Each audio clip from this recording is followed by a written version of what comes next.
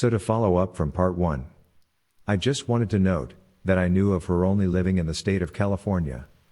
Here is a map of where she has lived in the past, so all I can see here is just more things she was hiding. I love how she said I would ghost her. I simply left the redundant conflict. She had every opportunity to call me or come over, she simply didn't. Funny thing, she keeps saying I was lying, but I have nothing to lie about. When I wasn't with her, I was at home with my family.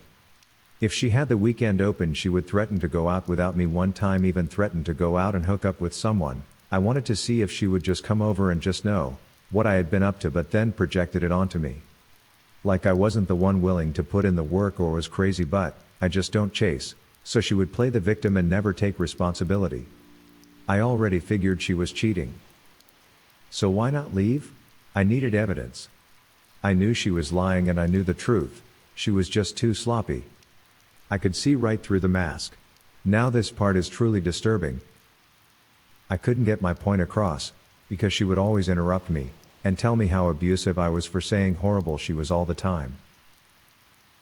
These horrible things consisted of getting her child off her tablet all the time, getting her to bed at a decent hour, not passing out and missing school for the day, not up till 2 in the morning, not vaping in the car with her around. Like regular responsibilities? Not to mention the drugs we were both consuming, which was one of the main reasons I blocked her and wanted nothing to do with her. But you can see here she says she has no desire to engage with me, because I basically have concerns about what was going down. I knew then I deserved better. When she said I had no kindness and no patience, it was a spit in the face. When we first met, she was astonished at how patient I was with her extremely toxic friend. She actually commended me for this. At this point the manipulation was clear to me, but wasn't clear to her as how much patience and kindness I actually have. Just not for self-defeating narcissists. She doesn't want to be with a guy who talks to other girls. Well, that is extremely toxic. This was a client she actually harassed. You'll see that later in a full correspondence after the text she sent, at the end of the video. Now this is where she has lost it. I can't do what she is obviously doing to me. You can now see the narcissist behind the mask. But oh wait, it gets better. This is the text she sent my client.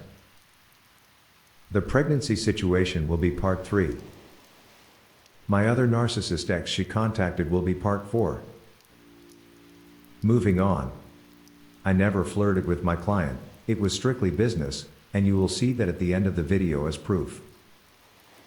I had seen this before. It was all just a reason to cheat. And so that she could justify her behavior. Funny thing with her saying I was the cheater.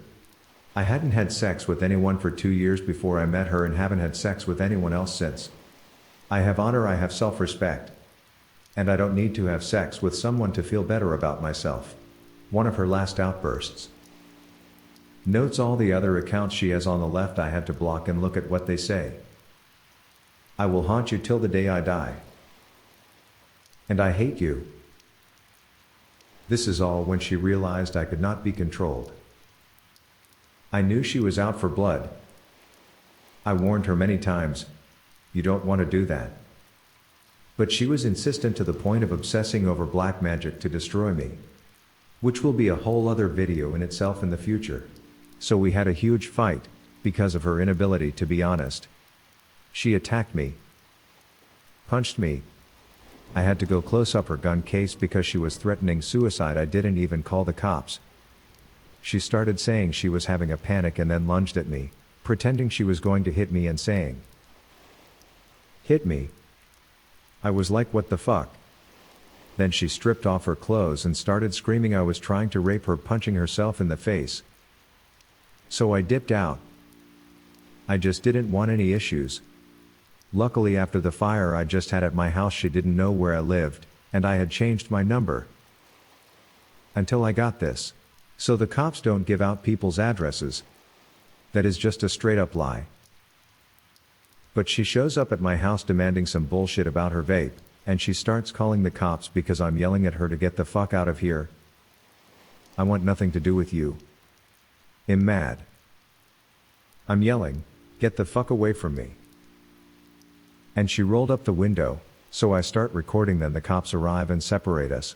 Long story short, I went to jail that night for spitting on her when the window was actually rolled up. Funny. For some weird reason she didn't press charges, if I was so abusive and horrible. And she didn't want to be with someone who talks to other girls? And other delusions? What the fuck was all this drama about? Then I realized it was all one big game, and when I got out of jail and checked my phone, I had seen this in my inbox. My first thought was this person was mentally ill. And I had to tell my story.